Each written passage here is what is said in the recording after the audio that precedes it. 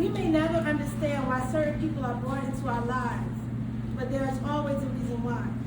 The question can only be answered by the Most High. I became acquainted with Miss Sally some years back. She was such a sweet lady who always did what she could. She always did what she could for others, but she let folks know that she didn't put up with anyone's crap. Years went by and I noticed slight changes over time. She looked very youthful, but I believe she was in her late 60s, mid 70s, but she used to say that she was in her prime. I never questioned her age because it seemed impolite. You know, some people feel that if you ask a woman her age, you wasn't raised right. Anyway, I began to notice a transformation in her that was somewhat odd. Things she would do or say would at times catch me off guard. One minute she was at peace and all right, the next minute she was cussing, fussing, and ready to fight. Most days I would sit with Miss Sally to keep her company. Her family rarely came to see her, except maybe her birthday, Mother's Day, Christmas, if they did at all. I didn't mind sitting and keeping an eye on her because I grew to love her being around. But I did get sad occasionally.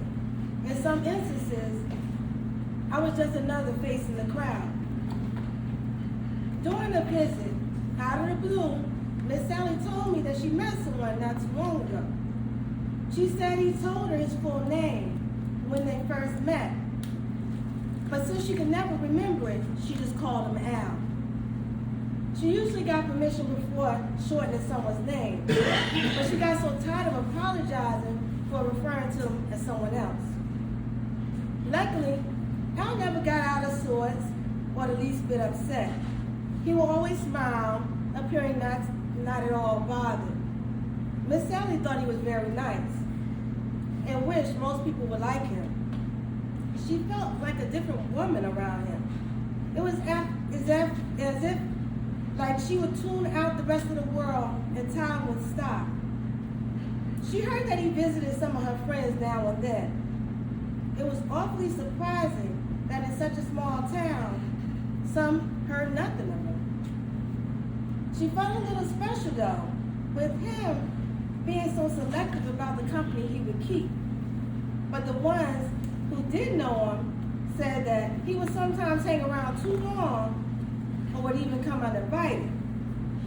Not only that, sometimes he would have the nerve to bring his cousin, who just went by D. Miss Sally didn't mind him stopping by from time to time, but it was so strange that when he did, she would always be so forgetful. So she began to use those little sticky, colorful papers as reminders. She would even put names of the people on pictures she neatly organized in a book. Unfortunately, there were occasions when she got extremely agitated at the smallest things. She explained how the lady who would sit with her would play music she liked and it would calm her. She told me that lady reminded her of me.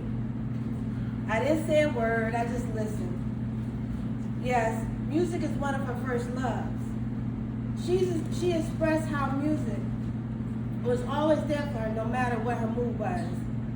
There were moments where she could not recall if she took her medicine or if she turned off the stove or locked the door, but her music, she knew every word and hit every note with precision. On the other hand, she felt as though she was being introduced to someone new every day. The faces seemed similar, but she struggled to put a name with the face. So many names floated around her head, but pairing them up with the person was hard for her. Miss Sally was quiet for a while, but pacing back and forth thinking. She then stopped and yelled that she finally remembered Al's name. It was Al Z. Heimer. In peace.